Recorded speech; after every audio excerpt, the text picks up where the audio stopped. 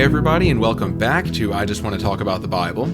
If this is your first time joining us, then let me just welcome you and say that I am so glad that you're here. My name is Christian Keeter, and I live in the southeast of the United States of America with my amazing, beautiful, godly wife Lacey and our two wonderful daughters, Felicity and Serenity. Alright guys, well today I want to continue to discuss some of the topics that we brought up in the most recent episode before this one, which is episode 119 and is entitled, Jesus, Do You Even Care? And for those of you who have not yet heard that episode, I will be doing a recap in this episode of a lot of the content from that one, so we can all be on the same page. So you don't have to listen to that one in order to track along with this one, but if you do want to go deeper into the topics that we'll be discussing today, then I would encourage you to go back and listen to episode 119 in conjunction with this one. And for those of you who have heard episode 119, think of it this way. We're just going to be taking a few steps backwards so that we can get a running start into our conversation for today.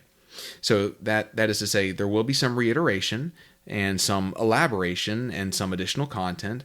But the way that I think about it is this. I mean, I don't know about you guys, but I haven't mastered the content that we discussed in episode 119 yet. So even if there is some reiteration, it's not going to hurt us. You know, this is stuff that we're still growing in, and I know that I need to be reminded a lot of the same things over and over again. I can sometimes neglect to draw to mind the things that the Lord has shown me, and I need to be reminded. So just think of the reiteration part in those terms. So having said all that, let's just go ahead and get started. One of the things that I said in the previous episode was an assumption that I was making, something I was and am taking for granted, and that is that every single one of us has circumstances that we would like to change. We're in situations where we would like for things to be different. We feel pressures, stressors, there's some sort of difficulty, some sort of adverse situation, and we would love for that to change, and we are praying and asking God to move in those areas. And for any of us who would say, no, I don't feel that way. I don't feel like there's anything in my life I could say that about. I would just say, well, that may be true of today, but that may not be true of tomorrow. Because in John 16:33, Jesus said, I have said these things to you, that in me you may have peace. In the world you will have tribulation, but take heart, I have overcome the world. He was speaking to his disciples, and he said, in the world you will have tribulation. So these things happen. We find ourselves in unpleasant circumstances where we want them to change. And for those of us who are Jesus followers, which I hope is everybody listening, one of the things that we're going to be doing is crying out to the Lord and praying to him and asking for him to move and to deliver and to cause the circumstances to change. However, while we're in those circumstances, if we're not careful, there is a certain temptation that can creep its way into our mind.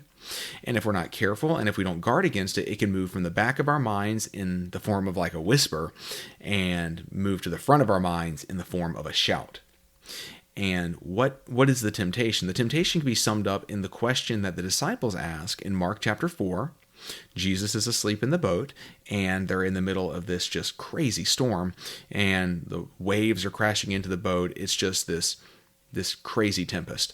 And they go and they wake up Jesus, and they say these words in Mark 4:38. They say, Teacher, do you not care that we are perishing? Teacher, do you not care that we are perishing? And so when we are in unpleasant circumstances, we can start asking that exact same question. Jesus, don't you care? Don't you care, Lord? Do you not care about what I'm going through? Do you not care about this pain, about this difficulty, about this situation, about this pressure that I'm feeling? Do you not care? That question can begin to worm its way into the back of our minds. And if we're not careful, it will work its way forward. It will move from a whisper saying, God, do you even care? To a shout saying, God, you do not care. And it will become a lens through which we see everything. We will begin to come to conclusions like God does not care about the pain I feel. He does not care about the pressures I feel. He does not care about the difficulty of this circumstance. We will begin to see things through that. But here's the issue. It's not true. It's not true that God doesn't care. 1 Peter 5:7 says, casting all your anxieties on him because he cares for you. We have to guard against this. And I wonder, we talked about it the last time, If we ask the same question that the disciples did, "Teacher, do you not care that we are perishing?" will we get the same answer the disciples did? In Mark 4:40, Jesus asked them a couple questions of his own. He says, "Why are you so afraid? Have you still no faith?" And in addition to Mark 4, we also spent quite a bit of time in Exodus 15 through 17, and which describes some of the early accounts in the wilderness of the Israelites. So in Exodus 15, they needed water. Exodus 16, they needed food. Exodus 17, they needed water again. And what's important to remember is that these things take place not before, but after the 10 plagues and the parting of the Red Sea and being delivered from the Egyptian army and being set free from slavery. This takes place after their song of praise in Exodus 15, where the people of Israel magnify and extol the Lord and his power and sing this song to him. It takes place after that. But as the Hebrews encountered difficult circumstances, what did we see with them? We saw that they did not call to mind God's prior faithfulness. They did not think in terms of he took care of us then, he will take care of us now. On the contrary, they grumbled. We see the words grumble and grumbling appear multiple times. In the previous episode, we actually highlighted and drew out those words as they appeared, just so you could feel the full force of how often it came up in Exodus 15 through 17. And we talked about how grumbling reveals a lack of trust and how they seem to have spiritual amnesia. It's like they saw God do the 10 plagues. They saw him part the Red Sea and deliver them through it. They saw God destroy the army that was pursuing them. And not only did they see it, they even sang about it in Exodus 15. Yet in Exodus 15, later in 15, and then 16 and 17, we see them, it's almost as though they just completely forgot about that. They meet a difficult circumstance. They begin to grumble. We see a clear lack of trust in them.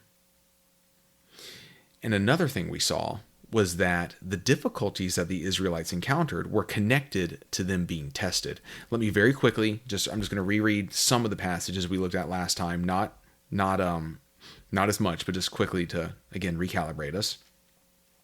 Exodus 15:22 through 27 says, "Then Moses made Israel set out from the Red Sea, and they went into the wilderness of Shur.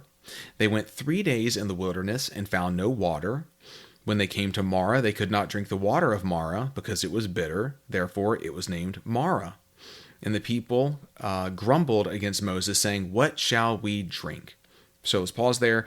They've gone, it's been 3 days into the wilderness. It says that Moses made them set out from the Red Sea. So this is the place they go after the Red Sea. So they go 3 days into the wilderness. They need water. They come to a body of water, which seems like the problem is solved, but it's not solved because the water is bitter, which is why the place is called Marah. Marah means bitterness. So the water is not drinkable. So then they begin, it says they grumbled against Moses, saying, "What shall we drink?" So let's continue on through the passage. It says, "And he," Moses, "and he cried to the Lord, and the Lord showed him a log, and he threw it into the water, and the water became sweet." So we'll pause. The Lord shows Moses this piece of wood, this log, and instructs him to throw it into the water. And the Lord miraculously purifies the bitter water of Marah and makes it sweet, makes it drinkable. So their need is met right there. Then it goes on to say, "There the Lord made for them a statute and a rule, and there he tested them, saying, 'If you will diligently listen to the voice of the Lord your God, and do that which is right in his eyes, and give ear to his commandments, and keep all his statutes, I will put none of the diseases on you that I put on the Egyptians, for I am the Lord your healer.'" So pause there. So God provided for them. He miraculously provided water for them to drink, and it has these words, "And there he tested them." And there he tested them.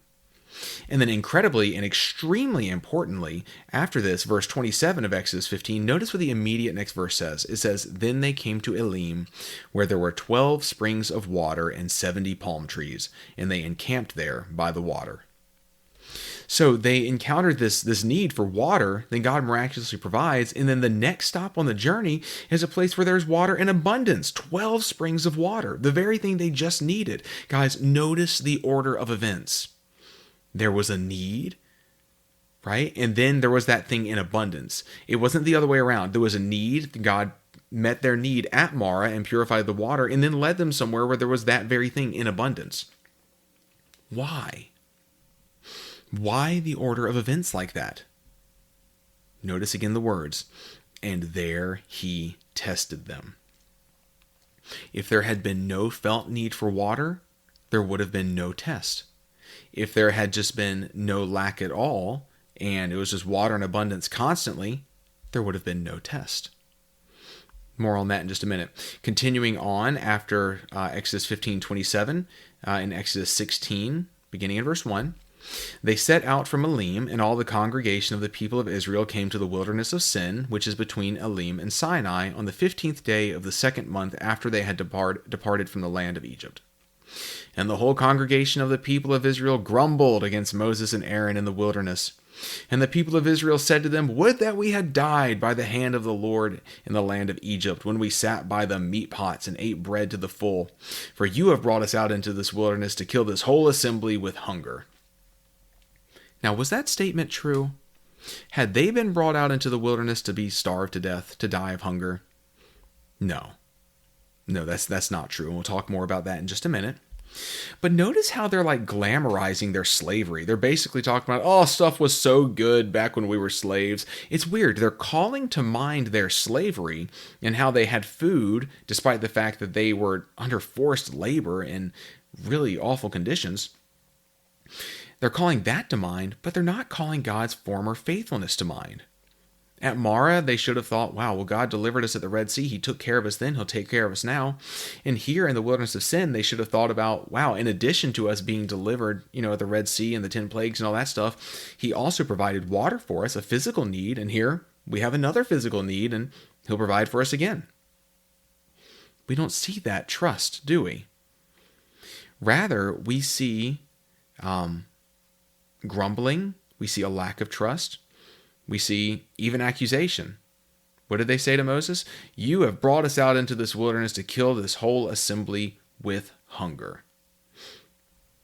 He goes on to say, Then the Lord said to Moses, Behold, I am about to rain bread from heaven for you, and the people shall go out and gather a day's portion every day, that I may test them whether they will walk in my law or not. Notice, that I may test them whether they will walk in my law or not. So again, testing is explicitly connected to what they're going through. A day's portion. So this is the beginning of the manna. We talked about this last time. Manna will fall for 40 years, and they are to gather a day's portion, daily bread, right? 6 days of the week. They're supposed to gather a day's portion for every day except for the pre-Sabbath day. Pre-Sabbath day, they're supposed to gather double. So they gather 6 days a week. And on the 6th day before the Sabbath, they gather double, and then they're not supposed to go out and gather any on the Sabbath. They're supposed to rest. However, the people didn't do this. They didn't obey the command. Some of them stored up extra, more than just a day's portion on non-pre-Sabbath days, and it says that it bred worms and stank, which sounds just like an absolutely terrible experience. And other people went out on the Sabbath to the field, and of course there wasn't any there, because they're not supposed to be out there on that day, but they went out there anyways. What does that reveal? It reveals exactly what we're talking about. Why would people stockpile it, and why would people go out to the field on the Sabbath? It's because they don't trust the Lord. That's what this test revealed. That's what tests reveal. They reveal our measure of trust in the Lord. Right? He said that the people shall go out and gather a day's portion every day, that I may test them whether they will walk in my law or not. Let's keep moving. I'm having to fight the urge to just reteach the previous content, so let's just move right along. Exodus 17, it says, All the congregation of the people of Israel moved on from the wilderness of Sin by stages, according to the commandment of the Lord, and camped at Rephidim, but there was no water for the people to drink. So same situation as Marah, right? Like this is, okay, we've seen God provide water before. So at this point, what's happened, they've seen the 10 plagues, they've been delivered by the Lord through the Red Sea, they've seen the Lord destroy the Egyptian army, they've seen God provide miraculous water at Marah. They were led to Elim, where there was no abundance of water. They have seen God provide food for them, and manna is appearing on a day-by-day basis, except for the Sabbath, of course. So they have this history now of seeing how God is faithful. Yet, as we said, there's just like this spiritual amnesia. They refuse to call to mind God's prior faithfulness in light of their current circumstances. They're not looking at the things they're dealing with and thinking, wow, he took care of me before, he'll take care of me now. That's not what they're doing. Let's continue reading through this passage. It says, "Therefore the people quarreled with Moses and said, 'Give us water to drink.'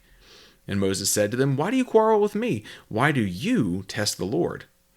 But the people thirsted there for water, and the people grumbled against Moses and said, 'Why did you bring us up out of Egypt, to kill us and our children and our livestock with thirst?' So Moses cried to the Lord, 'What shall I do with this people? They are almost ready to stone me.' And the Lord said to Moses, 'Pass on before the people, taking with you some of the elders of Israel, and take in your hand the staff with which you struck the Nile, and go. Behold, I will stand before you there on the rock at Horeb, and you shall strike the rock, and water shall come out of it, and the people will drink.' And Moses did so in the sight of the elders of Israel, and he called the name of the place Massah and Meribah, because of the quarreling of the people of Israel, and because they tested the Lord by saying, 'Is the Lord among us or not?'" Okay, just quickly.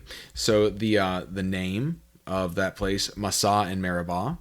Massah means testing, and Meribah means quarreling. So we see that, kind of like with Mara, this place is given a name based on something that happened there. Mara was called bitterness because the water is bitter. This place is called Massah and Meribah because there is testing and quarreling happening here. But here it says, not that the Lord tested them, but that they tested the Lord. Now, I believe that it's implicit that this was a test from God in them based on the things that we've seen up until now. But they're told here, it says they tested the Lord, and that's a no-no. In fact, in Deuteronomy 6:16, referring back to this incident, it says, "You shall not put the Lord your God to the test as you tested him at Massah." So it refers to this specific incident here. But what did the people say? What did the people say at the very end? It says they tested the Lord. How? By saying, "Is the Lord among us or not?" They looked at their circumstances and they said, "Is the Lord among us or not? Does God even care?" And that was quite an unreasonable thing to say, because he had already shown multiple times that he had provided for them. Did they really believe that he had delivered them from Egypt and provided for them water and food and done all of this stuff just to let them die now? It wasn't reasonable. So these three narratives are testing narratives that we see. And we see by the Hebrews' responses that they did not trust the Lord. They did not trust the Lord in any of these three times. Deuteronomy 8:2-3. We'll talk about Deuteronomy 8 again in a minute. But in Deuteronomy 8, this takes place 40 years later. This is Moses speaking to the next generation, because the former generation, the generation of Exodus 15-17, they came to the edge of the promised land. They sent the 12 spies in. 2 spies, Caleb and Joshua, come back bringing a good report, and the other 10 a bad report. And the people side with the 10 spies, and they don't want to go into the promised land because they're scared. And essentially, God said, "If you want the wilderness, you can have the wilderness. I'll take in the next generation." And that's exactly what we see happen. Moses is going to die at the end of Deuteronomy, and Joshua will assume leadership. And the only 2 people of that generation who get to go into the promised land are Joshua himself and Caleb, the other good spy.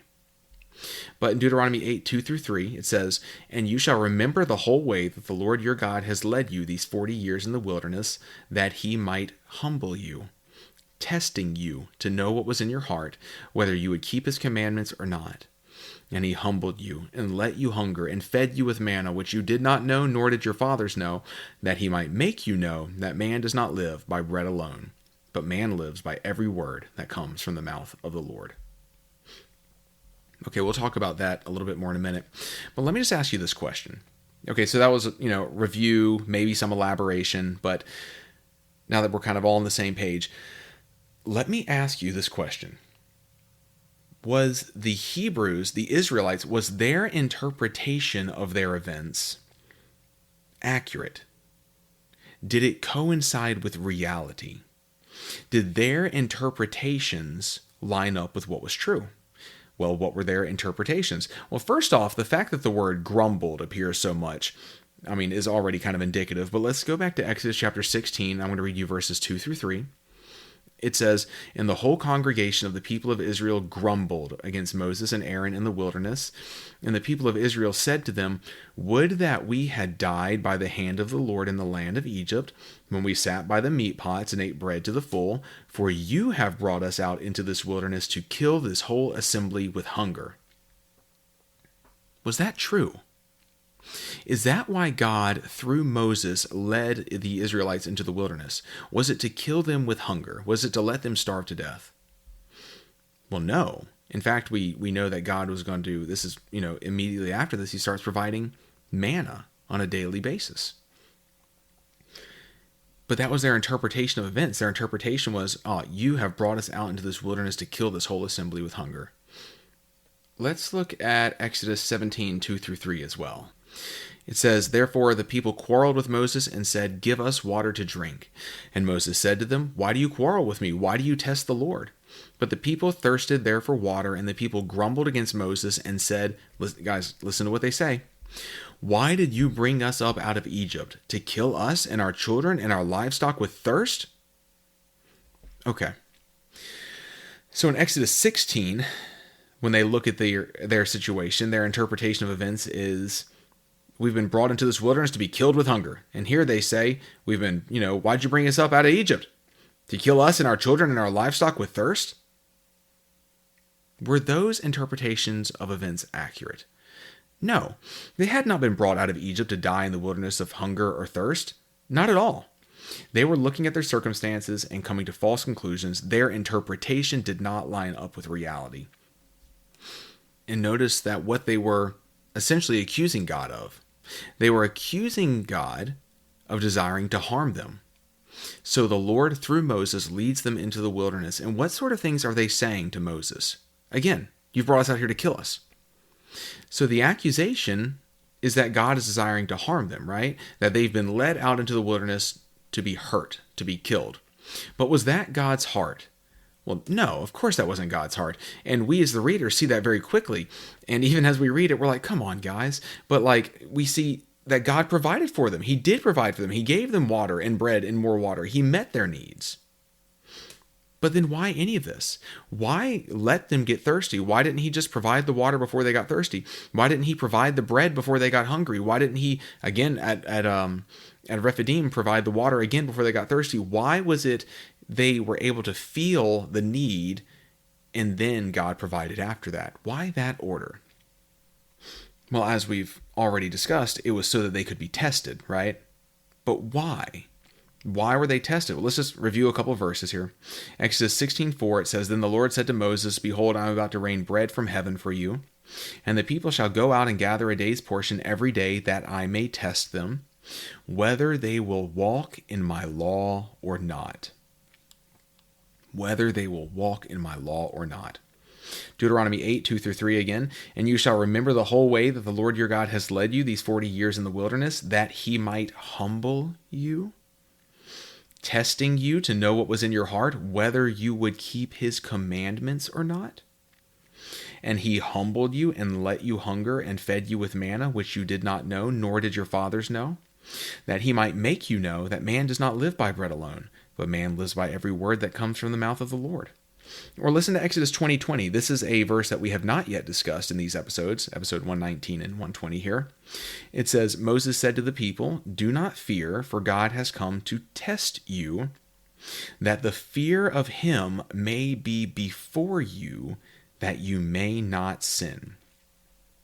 So in summary, look at some of the explanations here. Whether they will walk in my law or not, that he might humble you, whether you would keep his commandments or not, that he might make you know that man does not live by bread alone, but man lives by every word that comes from the mouth of the Lord, that the fear of him may be before you, that you may not sin. Guys, there was a developmental process at work here.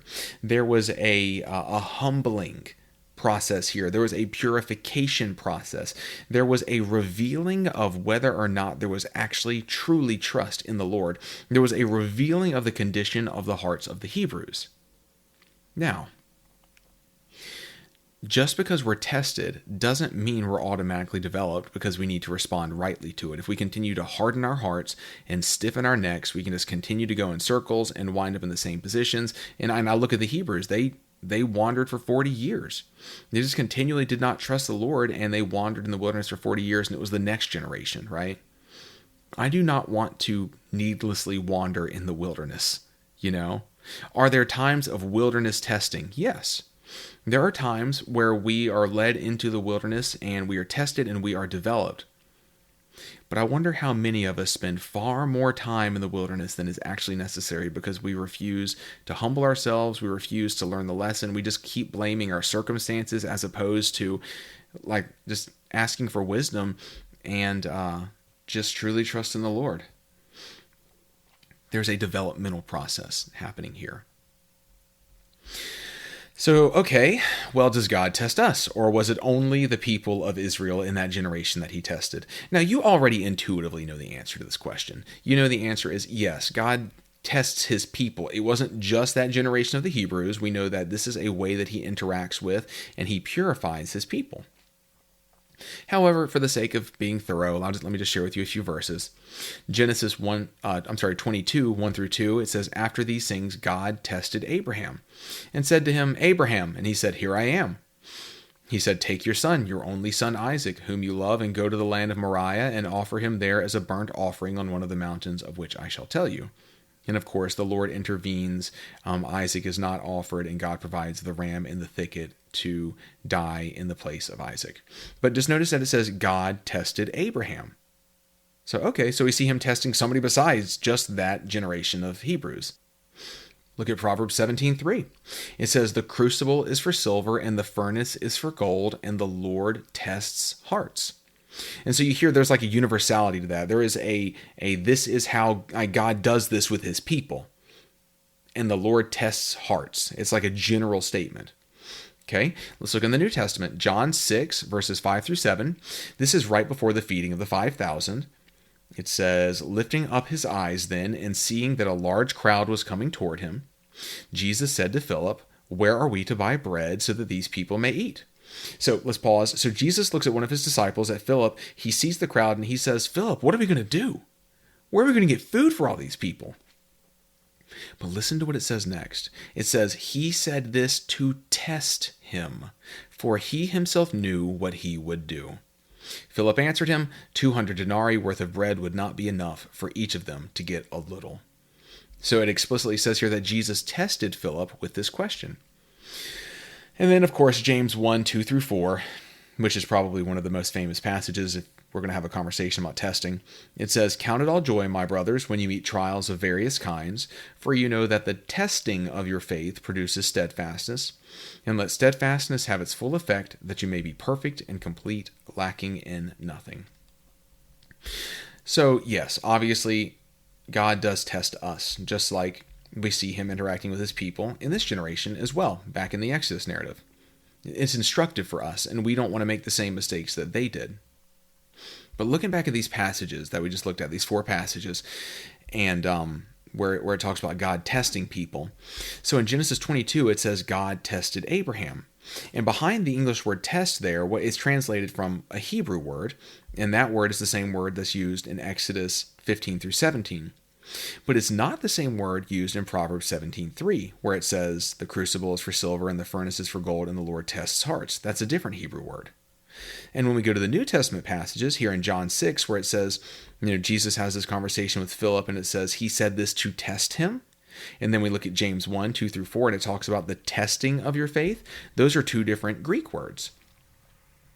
And I want to say getting into the original languages is a wonderful thing to do when you're studying the scriptures. If you're really looking at a passage in depth, then asking, what are like some of the key words in this passage, and looking into the original languages, whether it be Hebrew or Aramaic or Greek, depending on where you're reading in the Bible. And there's wonderful free online resources like blueletterbible.org. I love BibleHub.com. Just really great free online resources that don't require you to have any former knowledge of the languages. Great for study. And so that to say, it can be very, very beneficial and helpful to study the words in the original languages and very clarifying. However, in our case here, I think if I were to go off on a really in-depth tangent on each of these words, it would actually muddy the waters.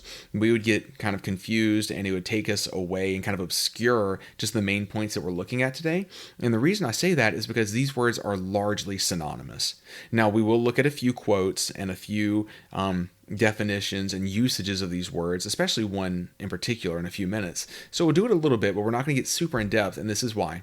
Let me just illustrate this for you. So, like I said, you look at these four passages we just saw, Genesis 22, Proverbs 17, those have two different Hebrew words, and then John 6 and James 1 have two different Greek words when it talks about testing. So let me give you some of the just broad stroke definitions of how these words are used, and I'll just break it down by passage. So the word translated in Genesis 22, where it says God tested Abraham, which is also the word in Exodus 15 through 17, it means to test, to try, to prove, or to tempt. The word in Proverbs 17:3 means to test, examine, try, or prove. The word in John 6 means to test, to tempt, to try, to examine. And then the word in James 1 means testing, trial, or proving. So you can see just from those kind of general, quick definitions of the words here that there is a ton of overlap. They're largely synonymous terms. But what does testing actually do in our lives? When we encounter the test, what does it do in our lives? Well, we may say that we trust the Lord, but how we respond when being tested reveals our true measure of trust. So testing accomplishes many things. It reveals our true measure of trust in and faithfulness to the Lord. Will we continue to follow Him and obey Him and trust Him even when things are difficult or hard? Trials and tests, they humble us. And also it gives our trust in and faithfulness to God a chance to grow if we respond correctly. Now remember, Proverbs 17:3, I think I probably talked about this some last time. It says, the crucible is for silver and the furnace is for gold, and the Lord tests hearts. So it's compared to precious metals here, silver and gold. And it says the crucible for silver and the furnace is for gold. So how are precious metals purified? Well, they are heated up. And what happens when they're heated up? What happens is that the impurities rise to the surface and they are able to be purified. The heat did not cause those impurities to be there. It simply caused them to manifest. And that is a world of difference. When we are in unpleasant circumstances and we see things rising up in us and all sorts of things, the circumstance didn't cause that to be there. That was already there. The circumstance just moved it from a state of being dormant to coming to the surface. But the purpose of metals being heated up is not just to be like, look at all those impurities. It's for them to be purified. It's for the gold to move from 10 carats to 14 to 18 to 24 to become less and less alloyed and more pure. Testing is a part of this process. It reveals where we really are. It reveals our true measure of trust, because we all say we trust the Lord, but what do we actually do when the rubber meets the road? How do we actually respond? And there's a measure of this where we can't be trusted until we've been tested. Like before we are given, influence and things like that, we have to have the character to be able to sustain that. There is a local pastor, and one of the things that he said is never let your talent carry you further than your character can sustain you. And I think that is so good. I think that's so true. And so I think, and I've probably used this analogy before, but I think of a little apple sapling. If you planted an apple sapling, it's going to grow into an apple tree. The destiny of that apple sapling is to bear many, many apples for many, many years. However, when it's this itty bitty little sapling, if you were to tie a full grown apple to it, it would crush it. Although its destiny is to bear many of these things, right now it can't even handle one. And so testing is going to lead to growth, and it would be a terrible thing for us to be given opportunities that we don't have the character for yet. Don't rush the process, guys. Let the Lord develop you. Let Him work in your life and just continue to respond right to trials, continue to grow in your faith and trust to Him. And just like with the Hebrews, when it comes to this whole thing of testing, we need to make sure that our interpretation of events and the reality of events actually coincide, because it can be vastly different.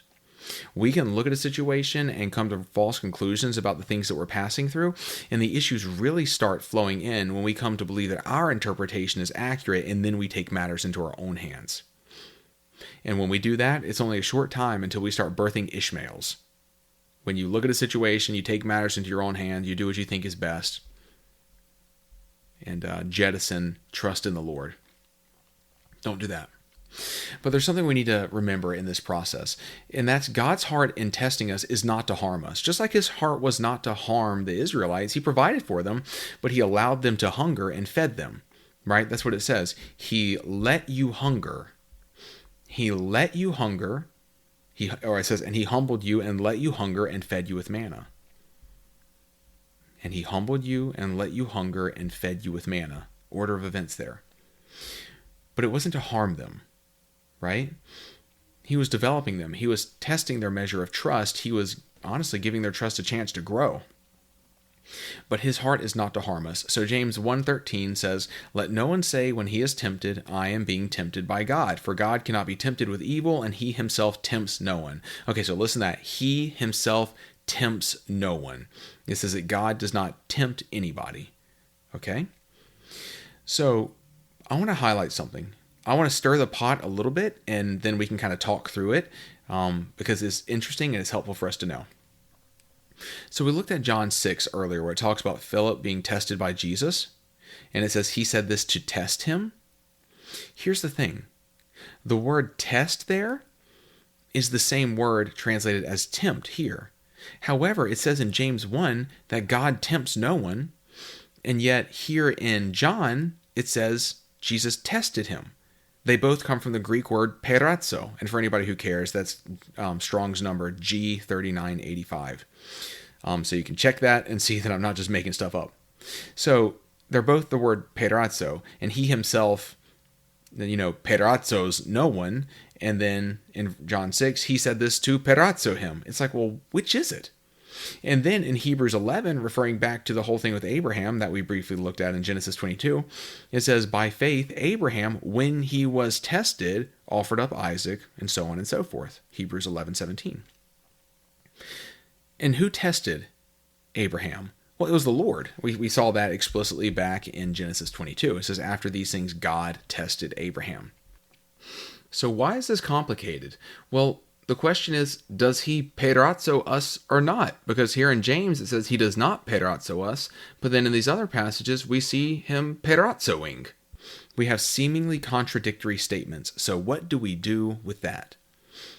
Well, whenever there are seemingly contradictory statements, what we should do is we should lean in and really begin doing some prayer and research and looking into things like that to try to figure out what's going on, because there's probably something really cool there. So with this, how can it be that God tempts no one, and yet we see him, same word, just translated as test, translated as tempt in James, translated as test in other places? How can these things be? Well, here's something you need to know. This is something about how language and words work. So, and this is true of any language, right? How words work is this. Context determines meaning. The context of a word determines the meaning of the word. And let me illustrate it this way. So if I were to say, oh yeah, that guy over there is really proud. Is that a positive or a negative statement? Well, that's a negative statement because God opposes the proud but gives grace to the humble, right? That guy is really proud. But what if I were to say that guy over there is really proud of his kids? Well, all of a sudden, that just became a positive statement. And you say, well, Christian, those mean different things. And I would say, yes, that's my point exactly, but they use the exact same word.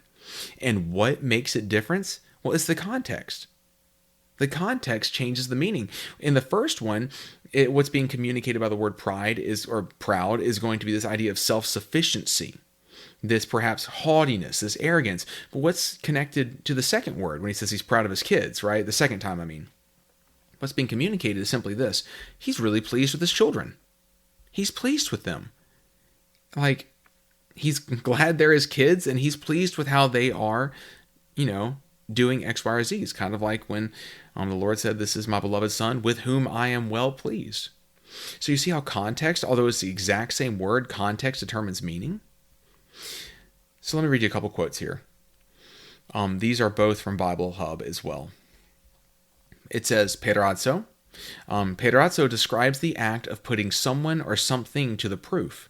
In the New Testament, it ranges from hostile enticement to sin, to neutral examination of character, to divinely ordained refinement of faith. Now listen closely. The context always clarifies whether the testing seeks to destroy or to develop. You hear that? That's exactly what we're talking about.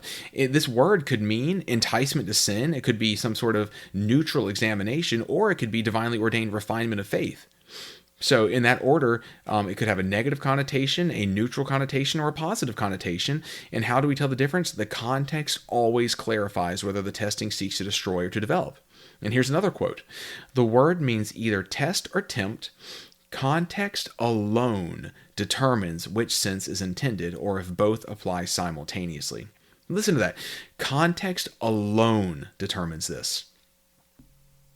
I mean, goodness, the same word is translated to describe in Matthew 4 what the enemy does with Jesus in the wilderness, where it says that he was tempted by the devil, perazzo. So we see it is the context that's going to determine which of these meanings is meant, whether it's this hostile enticement to sin, a neutral examination of character, or divinely ordained refinement of faith. So let me just ask you this. What is the difference? We're just talking English words right now. What is the difference between testing and tempting? And it's this: the intended result. It's the intended result. The intended result of tempting is to destroy. The intended result of testing is to develop and to purify. James says here in James 1:13 that he himself tempts no one.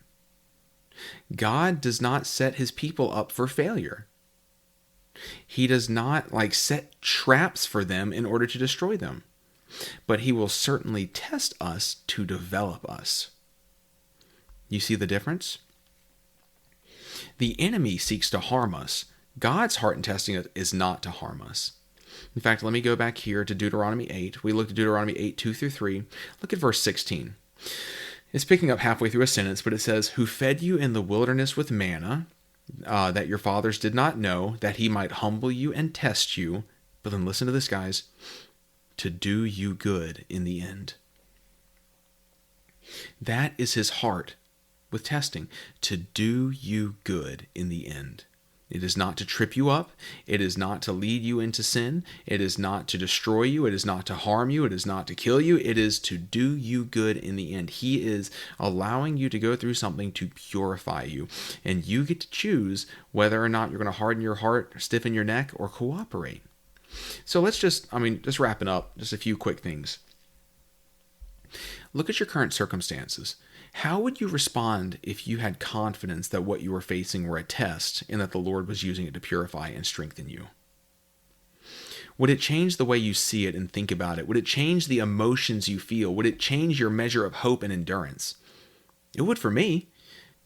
If I know that what I'm going through is meant to humble and to purify and to develop, and so on, then that would totally change how I feel towards it. However, let me say this. When we pass through difficulties, as we all do, it's critical that we ask God for wisdom, because struggles are complicated things with many factors, and it's important to ask God to give us insight. So, for example, if somebody is suffering because there is some sin in their life, then they don't need to think, well, I just need to, persevere and hold on. No, what you need to do is repent. You need to repent of that sin.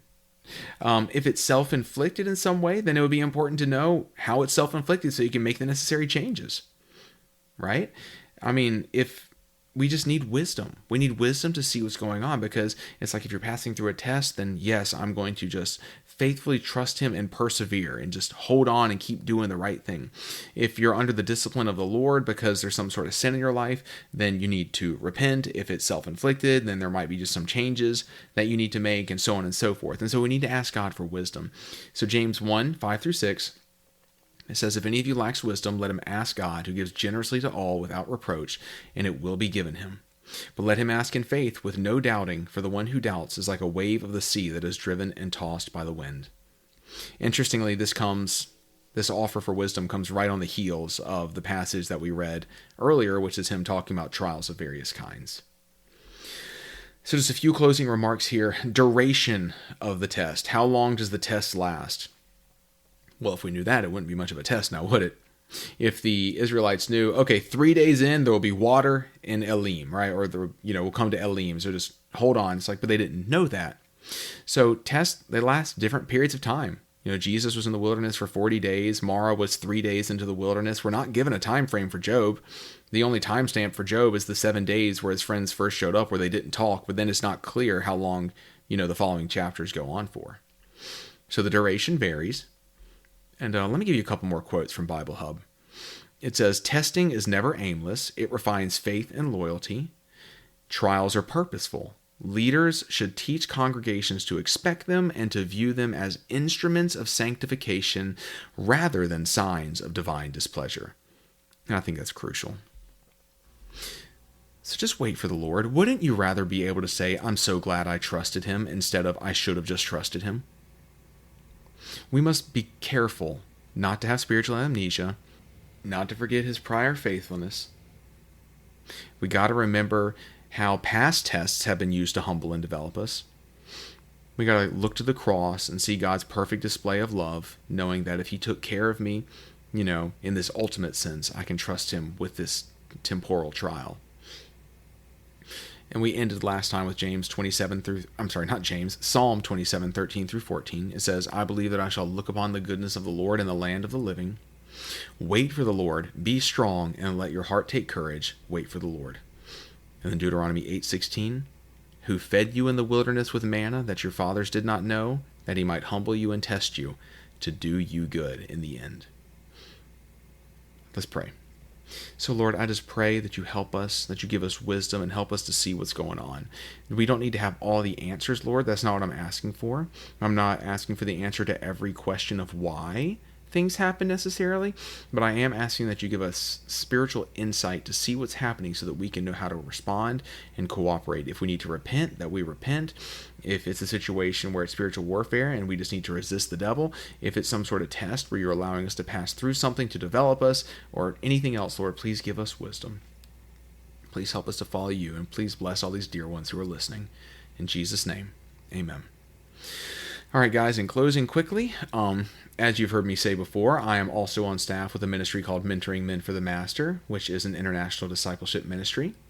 Our mission statement is encouraging, training, and equipping believers to know and follow Jesus. So if you would like somebody to come alongside you and invest in your relationship with Jesus, or if you'd like to have the opportunity to do that in the life of somebody else, feel free to reach out to us. Instructions on how to do so can be found in the footer of every podcast episode. And despite the name, Mentoring Men for the Master, the offer is also open to women. And the majority of the ministry that we conduct is done remotely, so it doesn't matter where in the world you are, you can reach out to us. Secondly, if you'd like to sign up for the newsletter, instructions on how to do so can also be found in the footer. And lastly, I just want to talk about the Bible is a 501c3 nonprofit organization, which means that any and all gifts given are indeed tax deductible. And if you feel so led to give, instructions on how to do so can be found in the footer as well.